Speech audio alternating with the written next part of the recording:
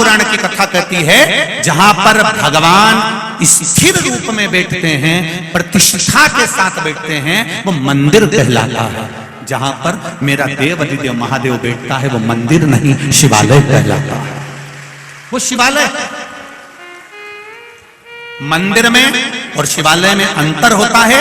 मंदिर में भगवान एक बार बैठ गए तो बैठ गए, और शिवालय में जहां पर मेरा देव अधिदेव महादेव बैठा हुआ है, जिसके सामने नंदी बैठा हुआ है, नंदी से शिवालय की जहां स्थापना होती है, शिवलिंग जहां रखा रहता है, वहां एक सूत्र बांधा जाता है। सूत्र, उस सूत्र के बंधने से यह सिद्ध होता है कि मेरा महादेव प्रतिदिन नंदी पर बैठकर इस मंदिर से निकलकर घूमने जाता है। रोज, प्रतिदिन, हर पल।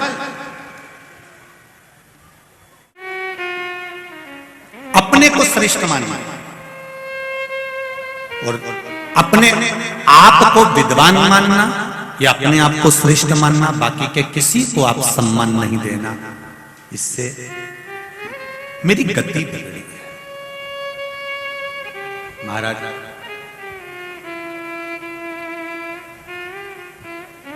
मैं शिव मंदिर में जब झाड़ू लगाता, पोछा लगाता, तो वहां के ब्राह्मण ने मुझसे पूछा, आप इतने बड़े राजा हो, चाहो तो नौकर को भेज सकते हो, दास को भेज सकते हो, सेविका को भेज सकते हो, नौकरानी को भेज सकते हो झाड़ू पोछा करने के लिए। और हमारे यहाँ स्कंद पुराण में जो 16 सोमवार के व्रत की महत्वता कही है,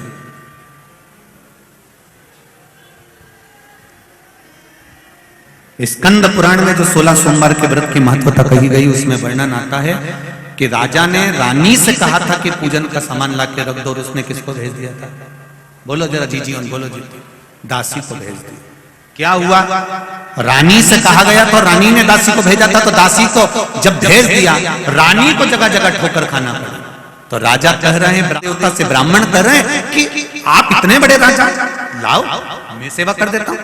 आप इतने बड़े राजा, ये झाड़ू लगाने आते हैं, पोछा लगाने आते हैं।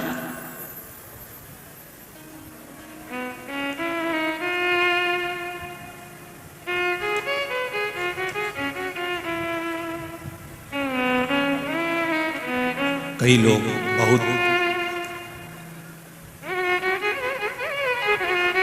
अभी कानपुर की कथा में कहा था, जब व्यक्ति बहुत उन्नति की सीढ़ी पर चढ़ जाता है, बहुत धनपति बन जाता है, बहुत ऊंचे सिंहासन पर या बहुत ऊंचे पद पर बैठ जाता है, तो उसकी दो चीजें चली जाती है, एक रोटी और एक हंसी।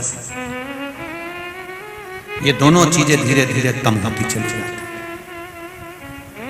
रोटी खाने का समय नहीं मिलता और अपनों के साथ में बैठकर हंसने का समय नहीं मिलता, क्योंकि पद प्रतिष्ठा में इतना ऊंचा बैठ जाता है, इतना ऊंचा बैठ, उसकी रोटी भी कम हो गई और उसकी हंसी भी कम हो गई। अच्छा, हमारे शास्त्र कहते हैं उसकी रोटी और हंसी कम हो जाती है, पर हम तो कहते हैं साथ में उसकी ताली भी कम हो जाती है, उसका भजन भी कम हो जाता है, उसका स्मरण भी कम हो जाता है।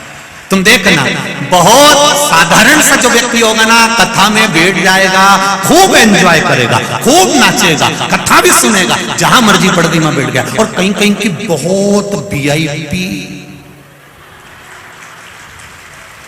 इधर से साड़ी में 4-6 पिन, इधर से पिन, और सब दूर से लगा लोगों कर पेंसिल से लाइन खींचने डब्बा भरा, उसके बाद यहाँ से कत्थई, यहाँ से नीली और यहाँ से पुत्र, और फिर इसको कहीं कथा में ले जाकर बिठा दो।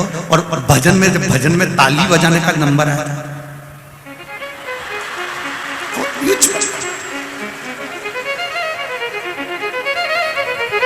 अब क्यों बजाए ऐसे?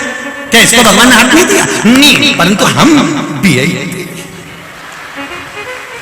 लोग कहेंगे बताओ, भगवान महाराज की कथा में ताली बजा रहे थे, इतना वीआईपी हो,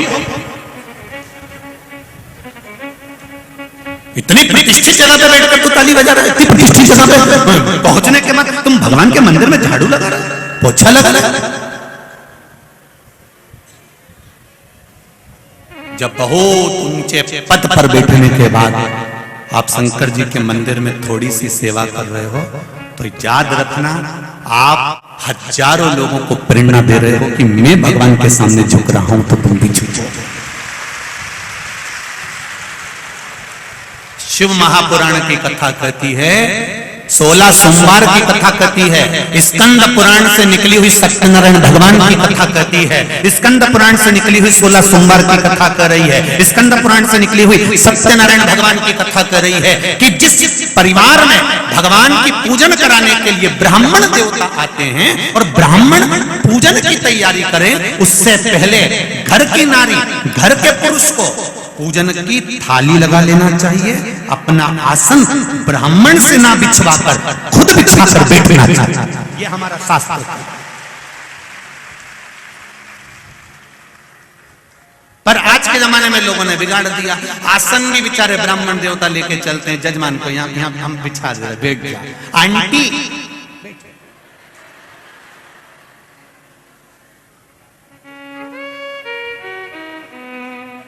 आंटी और बंटी सब सुन लो अच्छे से। आसन भी खुद लगाइए, पूजा की थाली भी खुद लगाइए, पूजन का विधान पाटे पर भले ब्राह्मण देवता जमाए, कलश ब्राह्मण का रखें, पर थाली स्वयं लगा कर रखिए। जैसे तुम्हारे यहाँ पर कोई अतिथि आता है तो टेबल पर पहले से काजू बादाम पिस्ता इलायची, हम जहाँ ठहरे हैं वर्मा जी के यहाँ, कल हम गए थे तो उन्होंने पूरा सामान जमा के रखा था। तो लगे कि नहीं लगे कि बताओ कितने अच्छे परिवार है, कितना अच्छा घर है, यहाँ पूरी चीज इनने जमा के रखी, कितना सुंदर व्यवस्था करके रखी। अब मालूम पड़े तुम देव अधिदेव महादेव का अभिषेक करवा रहे हो, शंकर जी की पूजन की तैयारी कर रहे हो, शिव जी का पूजन करना है तुमको, और थाली तुम दूसरे से लगवा रहे हो। शिव महापुराण की कथा कहती है, एक अपने घर की तिजोरी की सफाई, एक अपने घर के माता पिता की सेवा, और एक पूजन की थाली स्वयं को लगाना चाहिए। स्वयं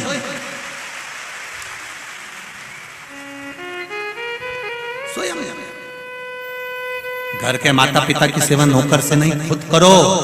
तिजोरी है ये, घर की तिजोरी। कभी नौकर से कहते ना, बेटा घर चले जा, मेरी तिजोरी रखी, उसकी सफाई कर दे। नौकर ऐसा साफ करेगा दादा,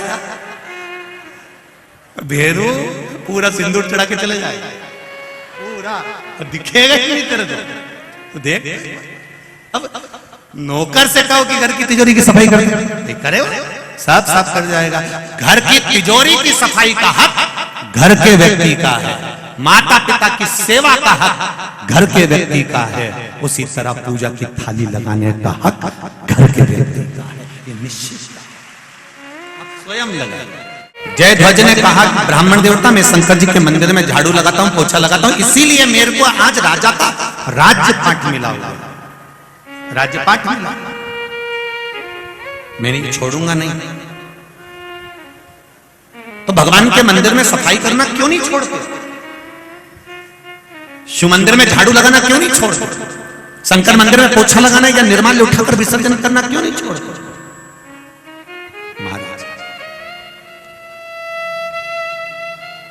पूर्व समय में मैं ब्राह्मण था, जिस ब्राह्मण को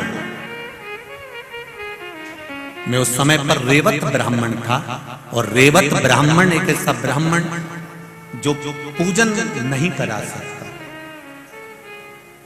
मैं रेवत ब्राह्मण था।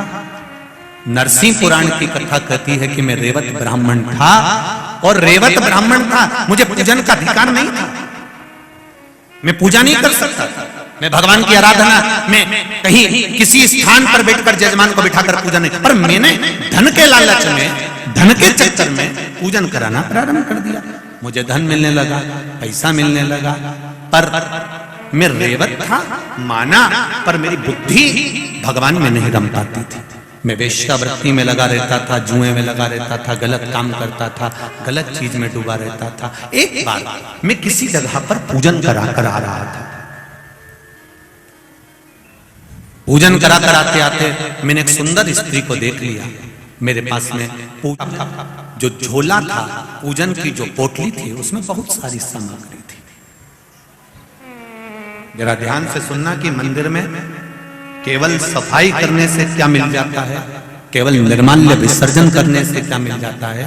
केवल मंदिर में आप साफ रख दो तो उससे क्या प्राप्त हो जाता है? राजा कह रहा है, जयध्वज कह रहे हैं, ब्राह्मण देवता, मैं पूर्व समय में एक ब्राह्मण था, रेवत ब्राह्मण था, और मैं ब्राह्मण पूजन कराने का मुझे हक नहीं था उस समय, पर मैंने पूजन कराई, इकट्ठा करा, एक बार पूजन करा रहा था, मार्ग में से एक सुंदर स्त्री निकल कर जा रही थी, उस स्त्री को मैंने देख लिया, जबरन पकड़कर उसको टूटे हुए खंडेरे की ओर लेकर गया। मुझे नहीं मालूम था कि ये शिव जी का मंदिर है, मैं गलत कार्य के लिए उसको लेकर गया था। मैंने जब अंधेरा देखा तब अपने पात्र में से, अपने वस्त्र में से थोड़ा सा घी जो लाया था यजमान के यहाँ से, उसको निकाल कर अपने ही उस पात्र में से थोड़ा सा कपड़ा निकाल कर फाड़ कर दिए में डुबो कर उसको जलाया। गलत करने के लिए गया था, उस नारी के साथ में मैं गलत कर्म करना चाहता था। अपना वस्त्र उठाकर मैंने मंदिर का वो फर्श, मुझे नहीं मालूम कि शिव मंदिर है, और उसको मैंने साफ किया और गलत कर्म के लिए मैं वहां बैठा। इतनी देर में सामने से राजा के दूत आ गए। उनको लगा कोई इस खंडेरे के अंदर फंसा पड़ा है और लगता है कि कोई ना कोई हमारे राज्य का निंदक होगा, खबरी होगा। जानकर वहां पर राजा के दूत आ गए और उन्होंने मुझे मार डाला। शिव मंदिर में ही मेरे प्राण चले गए। मेरा प्राण जब गया, मुझे अगला जो जन्म मिला है, वो जन्म मेरे प्राण छूटने के बाद जो मुझे प्राप्त हुआ, वो बैकुंठ का पद प्राप्त हुआ। जब मैं इतना बड़ा पापी था,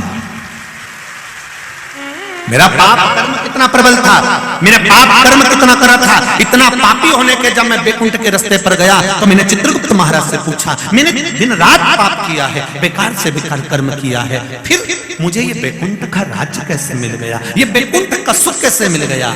तो कहा, तुमने शिव मंदिर में वस्त्र से थोड़ा सा गंदगी साफ करी थी और एक दिया लगाया था, उसका पुण्य है कि बैकुंठ का मार्ग। वहां भी मैं शांति से नहीं बैठा।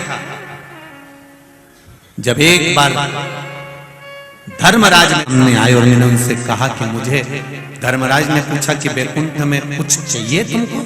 तब मैंने कहा मुझे कुछ नहीं चाहिए, केवल सफाई करना है इस बैकुंठ की। और मैं बैकुंठ का द्वार साफ करता रहा तो आज मुझे चंद्रवंश का राज्य मिल गया। ब्राह्मण देवता, छोटा सा गलत करने के उद्देश्य से भी अगर मैंने सफाई करी थी शिव मंदिर की, उसका फल ये मिला कि आज मैं चंद्रवंश का राजा बनकर बैठा हूं। उसकी दया है। मेरा आप सबसे निवेदन है, जितने भी लोग आस्था चैनल पर कथा सुन रहे हैं, फेसबुक यूट्यूब पर कथा सुन रहे हैं, या जितने ये इंदौर की पावन धरा में बैठकर कथा सुन रहे हैं, आप सबसे निवेदन करूंगा, कभी शंकर के मंदिर में एक लोटा जल लेकर अगर नहीं भी गए, नहीं आप दिया लेकर गए, नहीं आप अगरबत्ती लेकर गए, नहीं आप धूप बत्ती लेकर गए, नहीं आप एक बेलपत्र लेकर गए, तो शिव मंदिर का केवल सफाई कर देने पर भी आपको जो फल मिलेगा, वो फल की गणना तुमने जिंदगी में नहीं करी। वो फल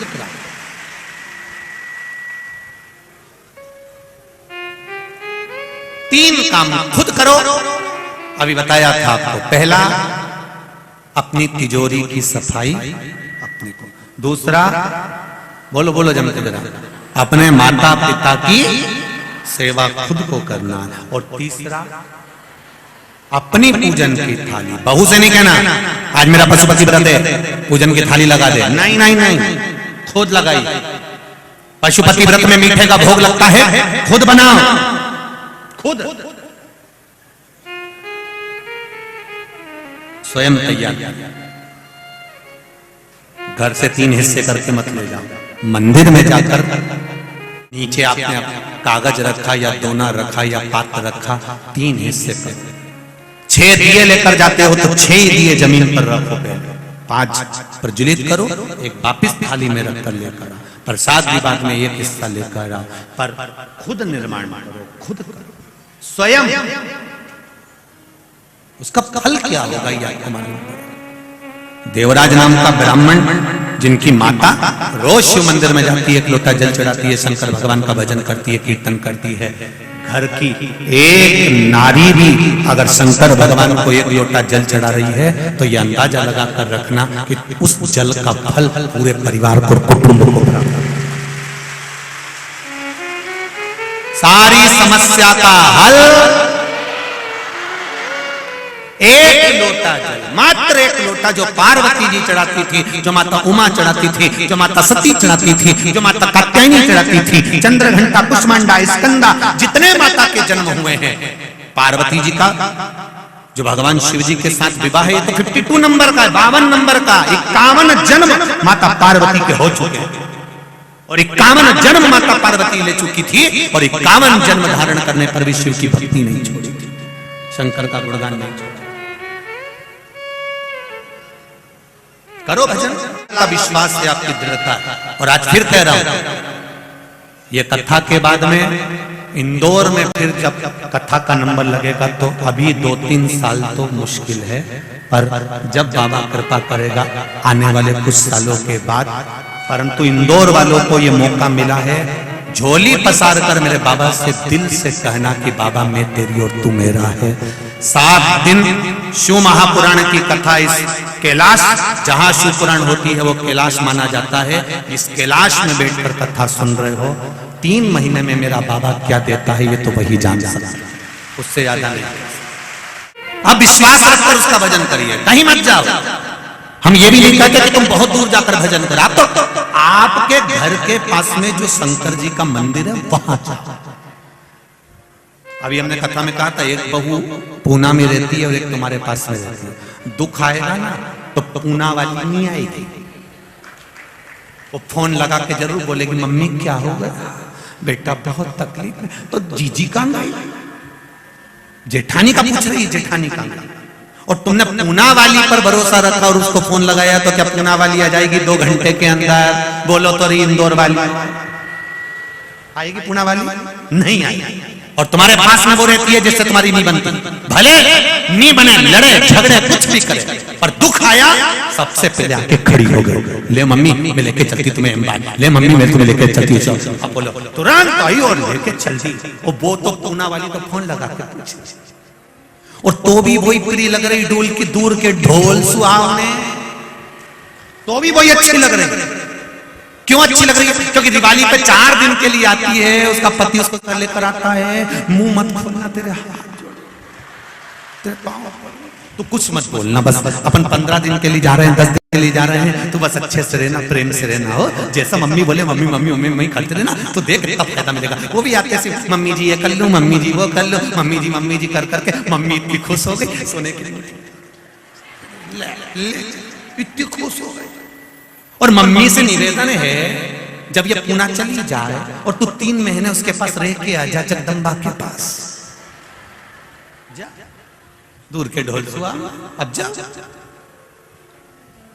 कठिन है, जो पास में रह रही है वो पहले आएगी, इसलिए निवेदन है बहुत दूर जाने की जरूरत नहीं है, तुम्हारे घर के पास में जो शंकर जी का मंदिर है उस पर एक लोटा जल चढ़ाओ, दुख आएगा तो सबसे पहले निकल कर मेरा महादेव आएगा, तुरंत। अब कहोगे गुरुजी आप कभी ये नहीं कहते कि राम जी के मंदिर में जल चढ़ाओ या भगवान कृष्ण के मंदिर में जल चढ़ाओ या उस मंदिर में जल चढ़ाओ, आप हमेशा शिव जी का ही क्यों कहते हो? क्योंकि शंकर जी का जो मंदिर है, शिवालय जो होता है ना, शिवालय में पट नहीं होता। आजकल के भले मंदिरों में दरवाजे हो गए, पर तुम देखो बैकुंठ में द्वार है, विष्णु पुराण में लिखा 8 द्वार बैकुंठ के, बैकुंठ में 8 द्वार, इंद्रलोक में द्वार है,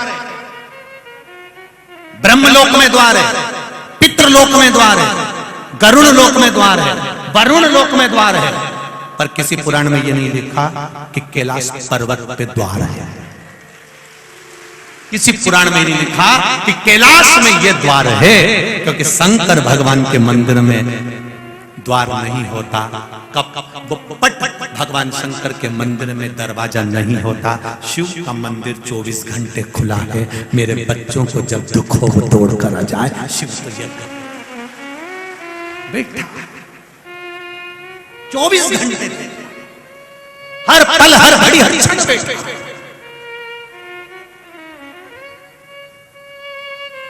कोई कहे रात के समय का नाम ले रहा है, 24 घंटे लीजिए, हर पल हर घड़ी हर क्षण लीजिए।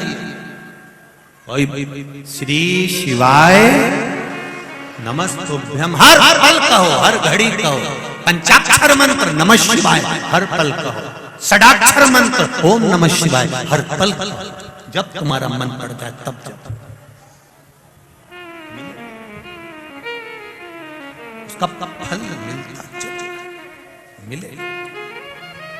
देवराज ब्राह्मण की माता शिव मंदिर में जाती, सफाई करती, शंकर जी के मंदिर में जाकर जल चढ़ाती।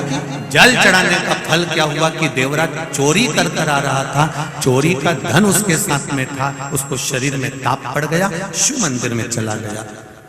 मंदिर में जाकर छुप कर बैठा क्योंकि ठंड लग रही थी, शरीर तपन माना। पंडित जी वहां के जो पूजन कर रहे थे, शिव महापुराण की कथा पढ़ रहे थे, बीच बीच में आवाज लगा रहे थे हार हार। मन नीचे करती दौड़ी भगवान के चरणों की ओर। देवराज ब्राह्मण मंदिर के अंदर, ब्राह्मण देवता आवाज लगा दिए। देवराज को लगा मेरा शरीर तप रहा है, मैं बाहर जाऊं। देवराज ब्राह्मण बाहर आ गए। बेलपत्री के वृक्ष के नीचे देवराज ब्राह्मण बैठे थे, वहीं पर उनके प्राण चले गए। जैसे प्राण छूटे, कैलाश धाम पर से नंदी पर चढ़कर मेरे देव अधिदेव महादेव आए और उन्होंने अपने गणों से कहा इसको लेकर चलो। देवराज ब्राह्मण को जब ले जाने लगे तो देवराज हाथ जोड़कर कहता है मैंने कोई पुण्य नहीं करा, मैंने कोई पुण्य नहीं करा। कारण कहा उसका एक ही कारण, तुमने कुछ करा कि नहीं करा, पर तुम्हारी माता ने शिव मंदिर में जाकर एक लोटा जल चढ़ाया है, उसका फल बेटे के भाग्य में आया है और बेटा बेलपत्री के पेड़ के नीचे प्राणों को त्यागा, इसलिए उसका ये फल।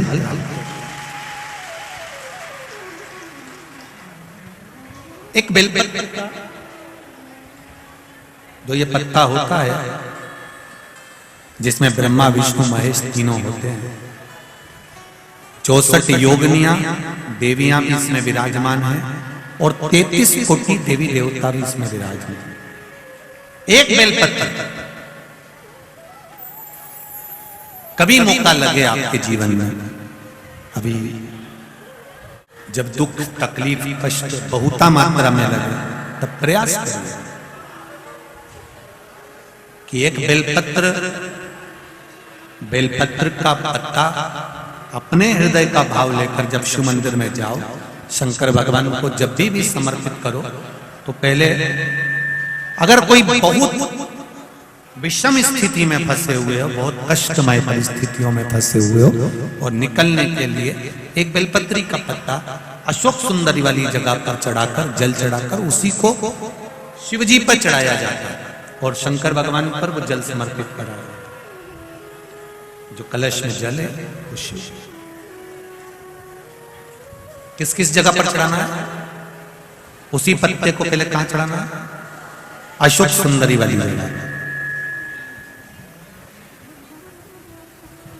थोड़ा सा जल वहां चढ़ा दिया, पत्ते को उठाया, फिर शिवलिंग पे समर्पित कर दिया। बचा हुआ जो कलश में जल है वो भगवान शंकर को समर्पित कर, शिव को समर्पित।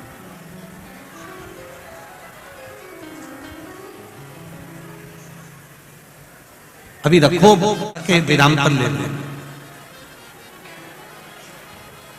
दो जगह पर जल चढ़ाना, अगर कहीं विषम परिस्थिति में लगता है, ऐसा लगता है कि ये विषम परिस्थिति है, ये उसको साधना है और इस दलदल से बाहर निकलना है, तो उसके लिए पहले अशोक सुंदरी वाली जगह जल, फिर शिवलिंग पर बेलपत्र, वही चढ़ा हुआ बेलपत्र, ज्यादा नहीं।